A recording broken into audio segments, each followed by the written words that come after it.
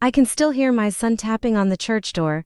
3 gentle knocks, 1 shaky breath, and then silence. He believed. I could sense him from miles away. That's how everyone else's story begins, but for me, it started the instant I realized my parents no longer saw me as their son. They only saw me as a wallet that had betrayed them. I hope you know your place. My mother spat when I refused to give my brother, her golden child, $30,000 to bail out his latest mess. I walked away thinking that would be the end. 3 hours later, my phone buzzed. An unknown number, an unfamiliar voice. But the words sliced right through me. Sir, we found your son alone outside St. Benedict Church. He says his grandparents left him there. My hands didn't tremble. My lungs didn't heave. Everything inside me froze into something sharp. Later, they called it a lesson for me. They forgot one thing I never stopped learning. I never forgot. BACKSTO or Y. The relationship. My parents weren't always monsters. At least not to me growing up. I was the dependable one, the one cleaning up after my brother's chaos. He crashed cars.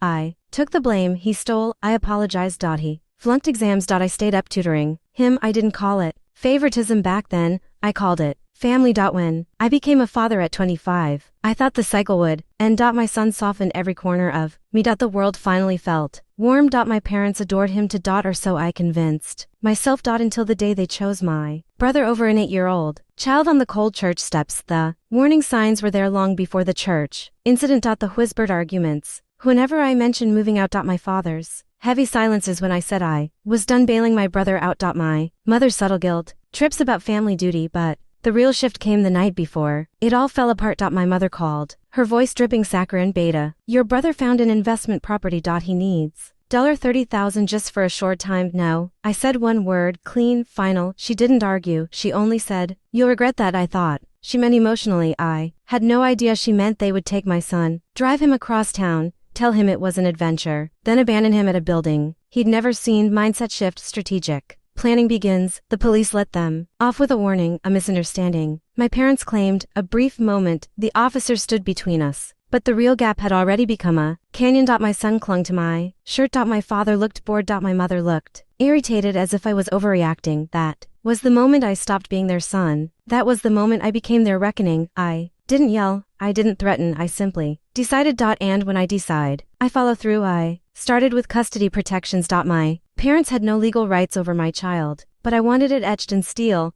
I recorded every conversation, every message, every hint of their arrogance. My mother texted, we didn't abandon him, we were teaching you a lesson. My father texted, be a man and pay what family asks. Then the family group chat erupted. My brother wrote, if you had paid, none of this would have happened. Perfect, a confession wrapped in stupidity.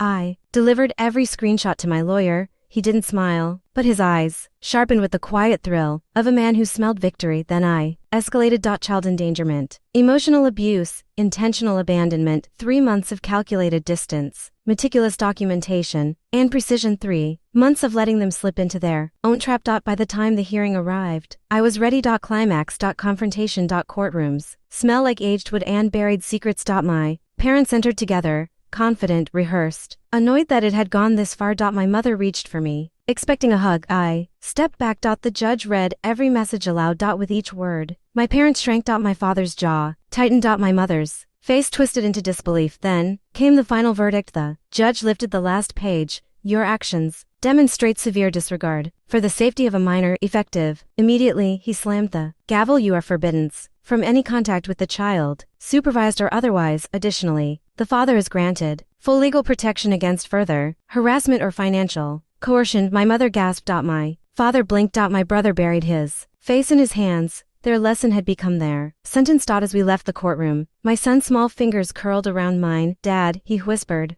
they won't take me again, right? Never, I said. And for the first time in years, I felt the word settle into truth. I didn't destroy my parents. I simply revealed to the world who they really were. Justice didn't roar. It simply arrived.